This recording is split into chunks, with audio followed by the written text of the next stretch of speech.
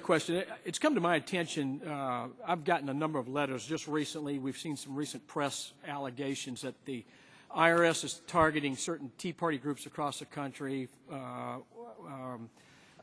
requesting what have been described as onerous document request, delaying approval for tax-exempt status and that kind of thing. Can you elaborate on what's going on with that? I mean, can you give us assurances that the IRS is not targeting particular groups based on political leanings? Yeah, no, thanks for bringing this up, because I think there's been a lot of press about this and a lot of moving information, so I appreciate the opportunity to clarify. First, let me start by saying, yes, I can give you assurances. As you know, we pride ourselves on being a non-political, nonpartisan organization. I'm the only, me and our chief counsel are the only presidential appointees, and I have a 5-year term that goes beyond, runs through presidential elections, just so we will have none of that kind of political, intervention in things that we do. For 501c4 organizations, which is what's been in the press, organizations do not need to apply for tax exemption. Organizations can actually hold themselves out as 501c4 organizations and then file a 990 with us. The organizations that have been in the press are all ones that are in the application process. So first of all, I think it's very important to emphasize that all of these organizations came in voluntarily.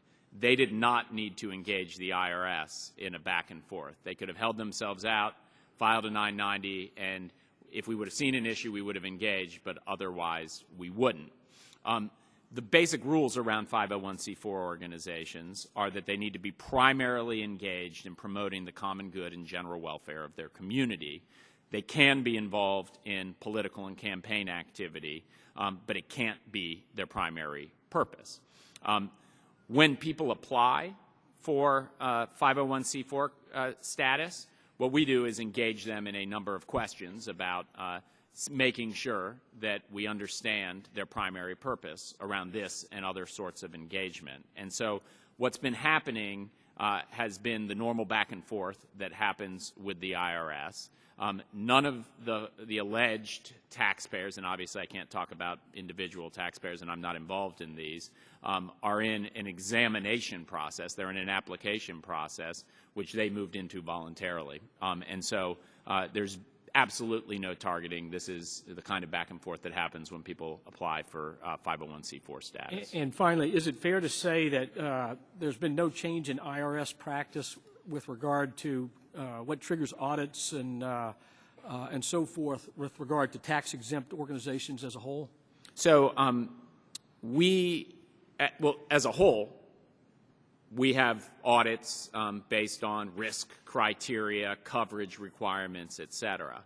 But in the area of political activities, just to make extra sure that folks are very insulated, we actually have a committee of 3 career professionals who aren't based in Washington, D.C., that any time an audit will be triggered because of potential political activity, or if there's a referral from a member of Congress and other kinds of things that could be viewed as political, that group of 3 actually first looks at it. So no single individual can launch an audit, that there's, it has to be agreement amongst 3.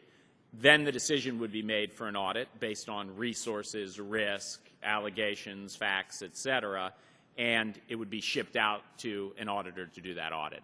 That's been the practice for many years for anything to do with political activity, and that's the practice now. I thank you for your answer. Does Dr. McDermott, do you want to inquire?